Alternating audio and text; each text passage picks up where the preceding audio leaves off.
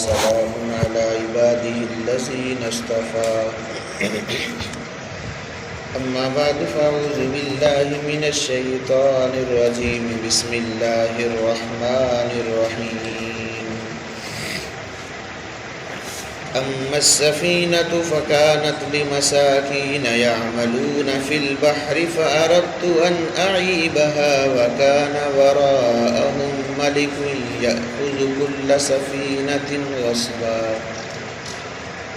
وأما الغلام فكان أبواه مؤمنين فخشينا أن يرهقهما طغيانا وكفرا فأردنا أن يبدلهما ربهما خيرا منه زكاة وأقرب رحما صدق الله مولانا العظيم.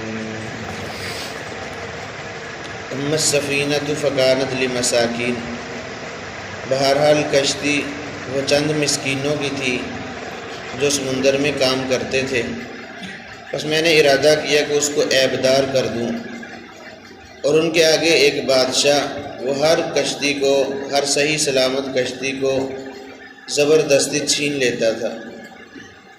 وَأَمَّا الْغُلَامُ فَكَانَ أَبَوَاهُ مُؤْمِنَيْنِ، اور بہرحال جہاں تک بچے کا تعلق ہے، اس کے جو والدین تھے ایمان والے تھے، بس ہم نے خوف محسوس کیا یہ کہ وہ چھا جائے گا ان دونوں پر سرکشی اور کفر کرتے ہوئے۔ فَأَرَدْنَا أَن يُبْدِلَهُمَا رَبُّهُمَا خَيْرًا مِّنْهُ، بس ہم نے ارادہ کیا یہ کہ بدل دیں ان دونوں کے لیے ان کا رب اس سے بہتر جو پاکیزہ ہو اور رحم کے زیادہ قریب ہو۔ ماقبل آیات سے اللہ رب العزت موسیٰ علیہ السلام اور خضر علیہ السلام کا واقعہ بیان فرما رہے ہیں۔ تو اس سفر میں 3 عجیب واقعات پیش آئے، تو حضرت موسیٰ علیہ السلام جب یہ واقعات دیکھے تو فوراً پکار اٹھے، فوراً ان واقعات پر اعتراض کر دیا۔ پہلا واقعہ یہ تھا کہ دونوں حضرات کشتی میں سوار ہوئے، کشتی والوں نے پہچان لیا حضرت خضر علیہ السلام کو، انہوں نے کرایہ بھی نہیں لیا۔ جب منزل مقصود تک پہنچے تو خضر علیہ السلام نے اس کشتی کا تختہ توڑ دیا۔ اب واقعتاً یہ قابل اعتراض بات تھی، شریعت کے خلاف تھی کہ ایک تو انہوں نے احسان کیا، دوسرا الٹا ان کا نقصان کر دیا۔ تو اس پر موسیٰ علیہ السلام نے اعتراض کیا تھا کہ آپ نے یہ بڑا عجیب کام کر دیا۔ تو خضر علیہ السلام نے اس وقت کہا تھا کہ آپ نے صبر نہیں کیا، اب میں اس کی تعبیر بتاتا ہوں، اس کی اصل حقیقت کیا تھی۔ تو یہاں سے اس کی حقیقت بیان فرماتے ہیں جو کشتی کے ساتھ میں نے یہ سلوک کیا، کشتی کا تختہ توڑا، وہ اس لیے توڑا کہ یہ کشتی چند مسکینوں کی تھی۔ روایات میں آتا ہے یہ 10 مسکین تھے۔ مسکین اس کو کہتے ہیں کہ جس کے فقیر اس کو کہتے ہیں کہ جس کے پاس بالکل کچھ نہ ہو کھانے کے لیے، اس کو فقیر کہتے ہیں، اور مسکین جس کے پاس بہت قلیل ہو، بڑی مشکل سے جس کا گزارا ہوتا ہو، اس کو مسکین کہتے ہیں۔ اب یہ 10 بھائی تھے اور جن میں سے 5 بالکل معذور تھے اور 5 بھائی جو تھے وہ کام کرتے تھے، اور ان کا پیشہ روزگار یہی کشتی تھی۔ کشتی پر سواریوں کو دوسری طرف لے جاتے اور ان سے کرایہ وصول کرتے، اسی سے ان کا گزر اوقات ہوتا تھا۔ 5 بھائی تو گھر میں معذور پڑے تھے، اب یہ 5 بھائی اس کشتی کا نظام سارا سنبھالتے تھے۔ لیکن سامنے ایک بادشاہ تھا، بڑا ظالم بادشاہ تھا، جدھر کشتی جا رہی تھی سامنے آگے ایک بادشاہ تھا، وہ بڑا ظالم بادشاہ تھا، جو صحیح سلامت اچھی کشتی دیکھتا وہ چھین لیتا۔ اب یہ کشتی اچھی تھی، اب حضرت خضر علیہ السلام نے اس کے تختے کو توڑ دیا، اس کو عیبدار کر دیا۔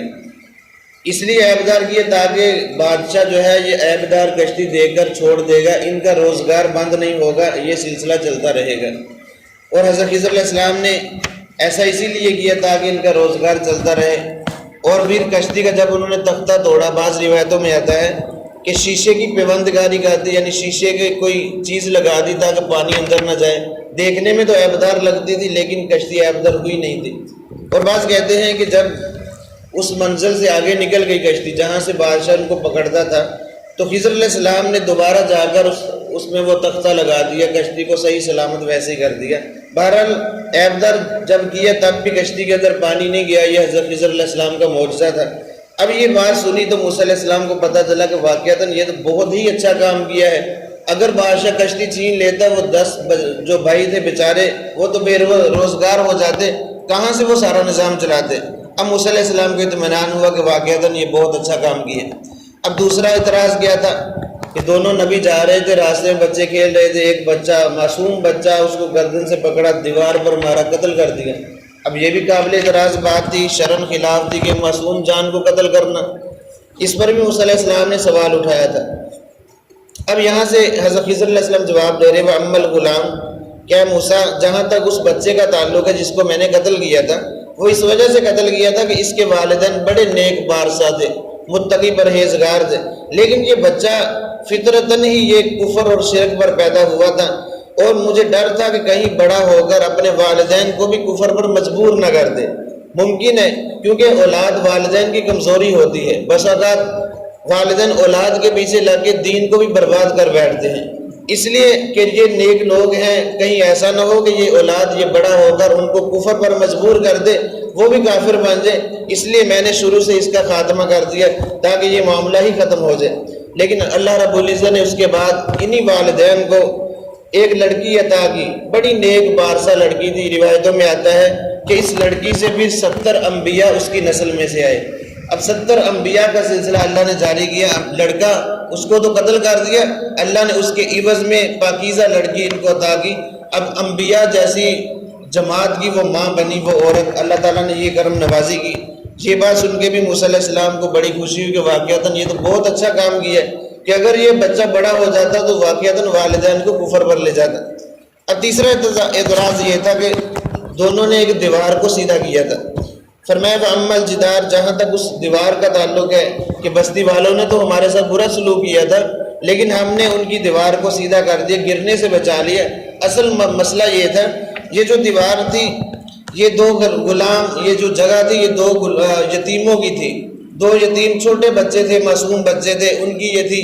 ان کے والد کو جب پتہ چلا کہ میرا مرض الموت ہے، آخری وقت ہے، تو اس نے آخری وقت سے پہلے جو خزانہ تھا، جو جمع پونجی تھی، کیونکہ اس کی اولاد صرف یہ دو بچے تھے، جو جمع پونجی تھی ساری اس دیوار کی بنیادوں میں اس نے دفن کر دی تھی تاکہ یہ بچے بڑے ہو جائیں، جب تعمیر کریں گے تو ان کو یہ سارا خزانہ مل جائے گا۔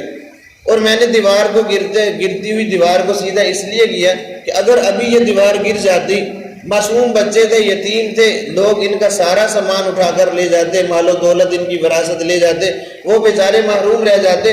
میں نے دیوار کو سیدھا کر دیا تاکہ وہ بڑے ہو کر خود ہی یہ خزانہ نکال لیں اور جو ان کے والد کی خواہش ہے وہ پوری ہو جائے۔ اب یہ تین اعتراض ہے۔ جب موسیٰ علیہ السلام نے ان کا بھی جواب سنا تو بڑے خوش ہوئے کہ واقعتاً یہ تو بہت اچھی بات ہے کہ آپ نے یہ بہت بڑی نیکی ان کے ساتھ کر دی۔ پھر آگے حضرت خضر علیہ السلام فرمانے لگے رحمتم من ربک، یہ سب کچھ تیرے رب کی رحمت سے ہے، اپنی طرف سے میں نے کچھ نہیں کیا۔ وما فعلتہ عن امری، میں نے اپنی طرف سے یہ کام نہیں کیے، بلکہ اللہ نے مجھے کہا تو میں نے یہ کام کیے۔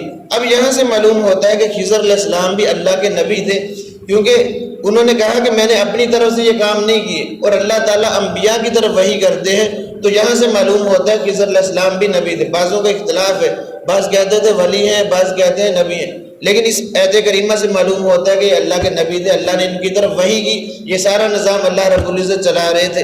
آگے فرمایا ذالک تعویل ما لم تستطع علیہ صبرا، اے موسیٰ یہ ہے ان باتوں کی حقیقت جن پر تو صبر نہ کر سکا، اگر تو صبر کر لیتا تو ممکن ہے کوئی اور بھی معاملہ سامنے آ جاتے، جیسا کہ اللہ کے نبی صلی اللہ علیہ وسلم کی خواہش تھی کہ اللہ تعالیٰ میرے بھائی موسیٰ پر رحم کرے، اگر وہ تھوڑا سا اور صبر کر لیتے تو ہمیں سیکھنے کے لیے اور بھی بہت کچھ مل جاتا۔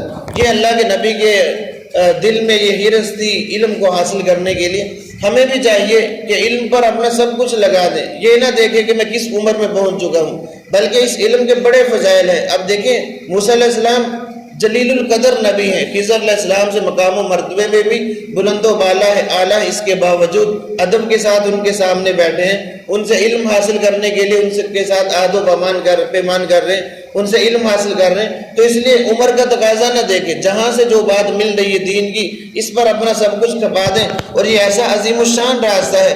حدیث مبارکہ میں آتا ہے من سلک طریقا یطلب فیہ العلم سہل اللہ طریقا الی الجنہ، جو بندہ علم کے راستے پر نکل پڑتا ہے اللہ تعالیٰ اس کے لیے جنت کا راستہ آسان فرما دیتے۔ اگر اسی نیت سے اس کو موت آ جائے درمیان راستے میں، اللہ تعالیٰ اس کو شہادت کا مقام و مرتبہ عطا فرماتے۔ تو ہم حضرات بڑے ہیں، جب مسجد کی طرف آئیں، کسی علمی مجلس کی طرف آئیں، یہ نیت کر لیں دل میں کہ میں دین کا علم حاصل کرنے کے لیے جا رہا ہوں، انشاءاللہ ہمارا اٹھنے والا ہر قدم وہ جنت کے راستے پر ہوگا، اور اگر اس راستے میں ہمیں موت آ گئی تو اللہ تعالیٰ جنت کا راستہ آسان فرما دیں گے، اور ہمارے ہر اٹھنے والے قدم کے نیچے فرشتے برکت کے طور پر بچھائیں گے، کیونکہ عمر علم حاصل کرنے میں عمر کی کوئی قید نہیں ہے۔ اللہ رب العزت سے دعا ہے کہ اللہ تعالیٰ ہمیں دین کا علم صحیح معنوں میں سیکھنے کی توفیق عطا فرمائے۔ بسم اللہ۔